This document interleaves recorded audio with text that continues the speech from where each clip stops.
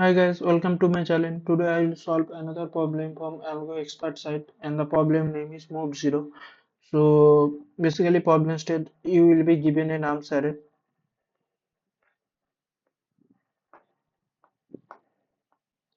Let's say 0, 1, 0, 3, 12, and you need to move all the zero element to the end of this array, and while moving all non-zeros element to the end of the array you need to maintain the relative order of non-zero element. That's mean if 3 comes after 1 in our answer array, it would be the same.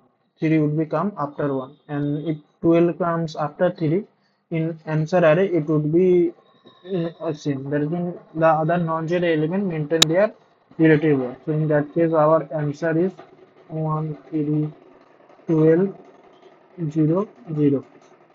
This is the answer.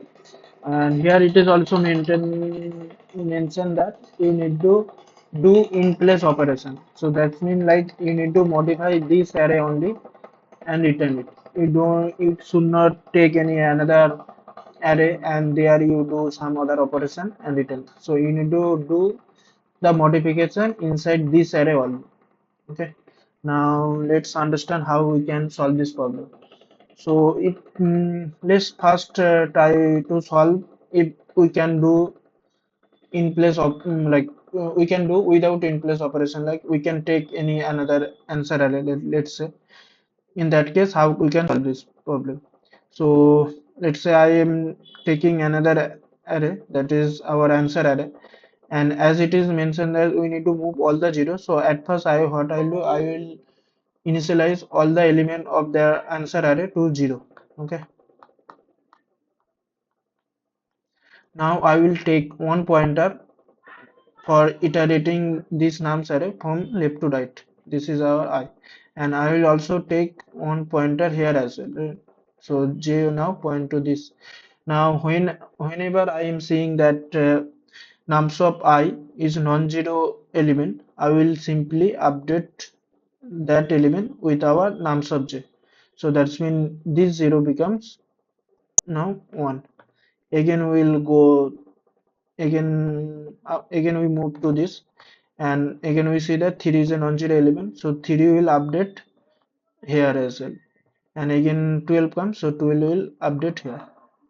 So in that case we are seeing that our answer array becomes 1, 3, 12, and rest of all other is 0, as we have before. At the first we have initialized it 0, and you need to return this array. But this is a we are taking a one copy of the array and do this modification. So this is not a in place modification. So we need to do this in place modification. Now let's understand how we can solve this. Okay. So I am taking the same example once again. 0, 1,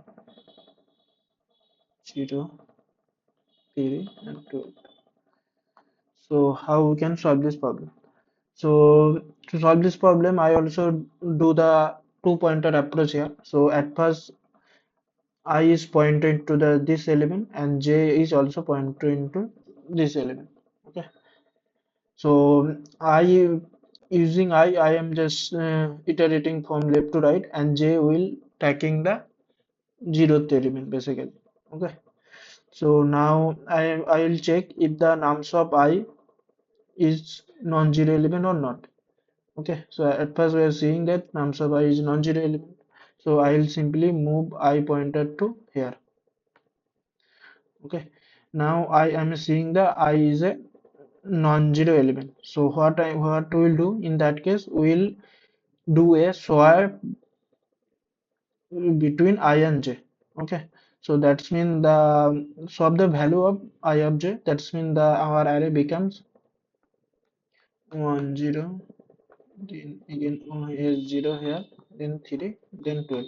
And in that case, J will once the swap has been done, I will move the J pointer to here, and I will now move to the next element, that is basically here it is 0, so I will now move this here. And again we are seeing that I is a zeroth element, so we will not do any swap. We'll again simply move the ith pointer to here. Now again I am seeing that I is a non-zero element, so in that case we need to swap 0 swap I with j. So in that case what happened, I 0 no, this as we are swapping, so 3 would come here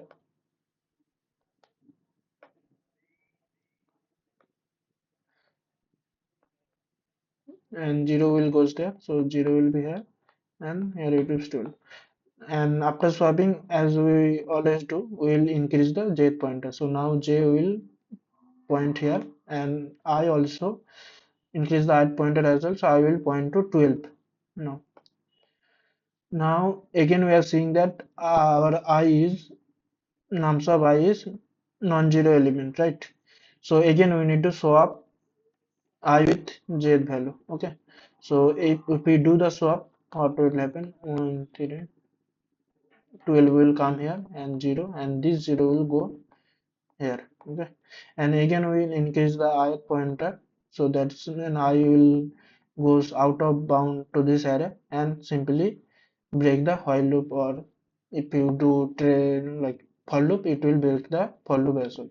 So in that case, the our nums array now modify as our answer array, that is required. So in that case, we will simply returning the nums of array.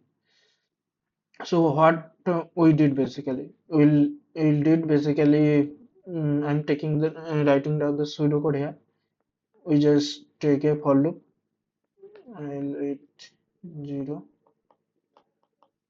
less than n and I plus plus, and also I am taking the j is 0 at the first. Okay, and if we check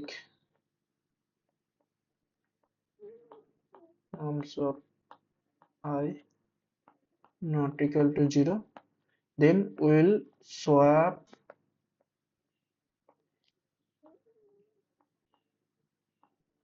nums of I with nums of j and increase the jth pointer, right? So this is